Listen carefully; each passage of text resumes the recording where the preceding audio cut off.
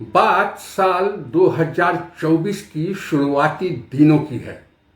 Hungary की खूबसूरत राजधानी बुडापेस्ट और वहां की प्रतिष्ठित लुडोविका यूनिवर्सिटी ऑफ पब्लिक सर्विसेज के रेक्टर हैं गियोर्गी डेली।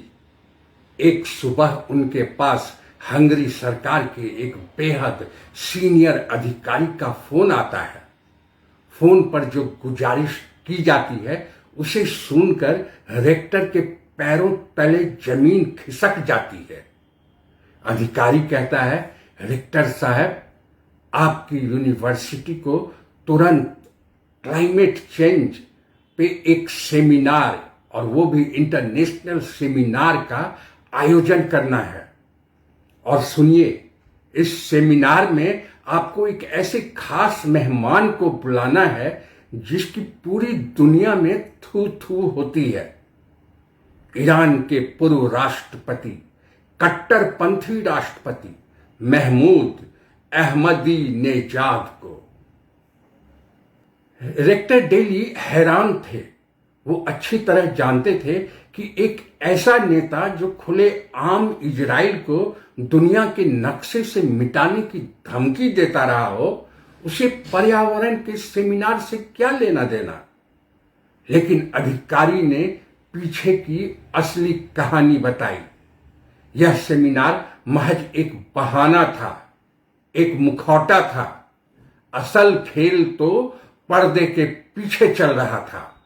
इजराइल की खतरनाक खुफिया एजेंसी मोसाद को अहमदीनेजाद से गुप्त मुलाकातें करनी थी।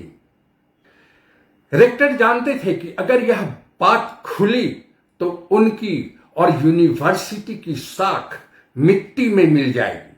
लेकिन उन्होंने एक बात सोची, अगर दो पक्के दुश्मन आपस में बात करना चाहते हैं तो शायद मैं ऐसा करके कई हजार मासूमों की जान बचा रहा हूं।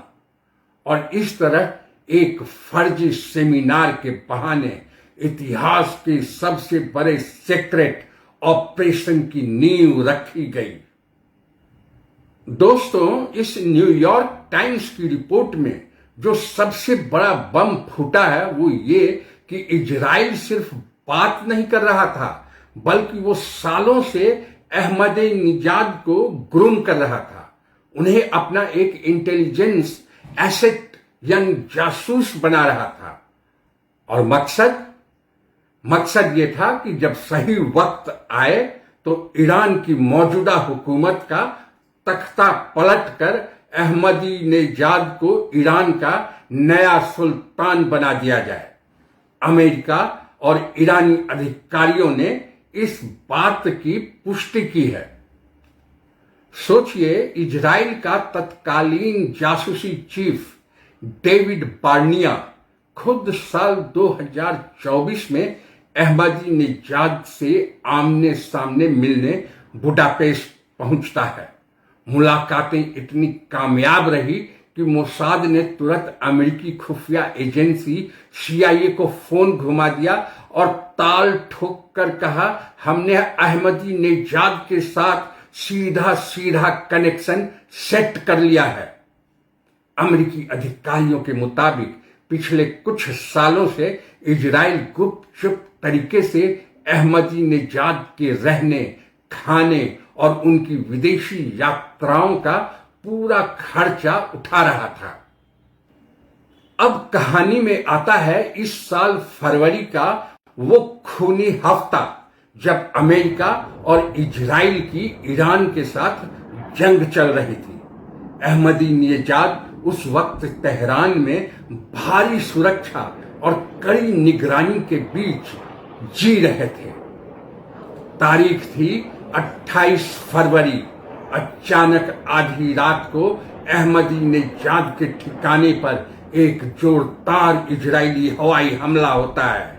उनके बॉडीगार्ड्स की इमारत और बख्तरबंद गाड़ियां धुएं में तब्दील हो जाती हैं।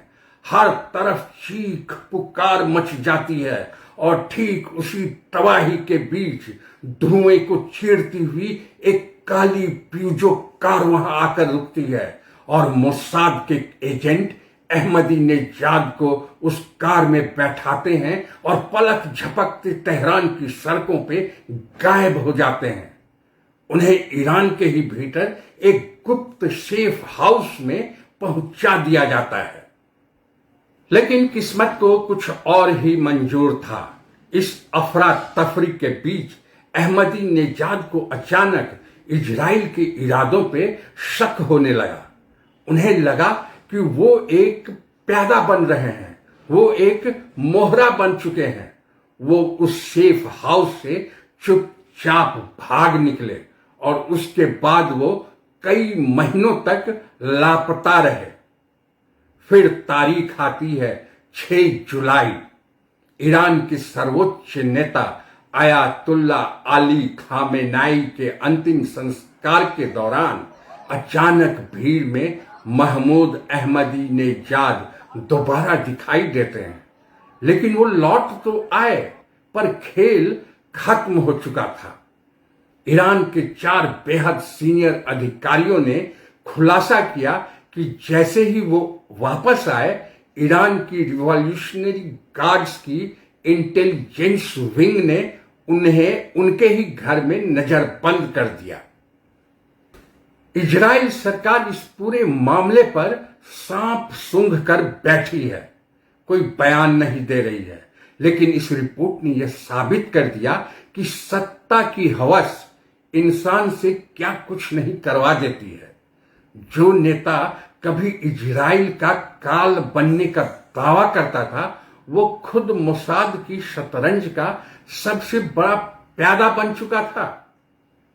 तो दलान की दंगल में आज का सीधा सवाल, क्या आपको लगता है कि पश्चिमी मीडिया की यह रिपोर्ट पूरी तरह सच है, या फिर यह ईरान को भीतर से तोड़ने की कोई नई डिप्लोमैटिक चाल है?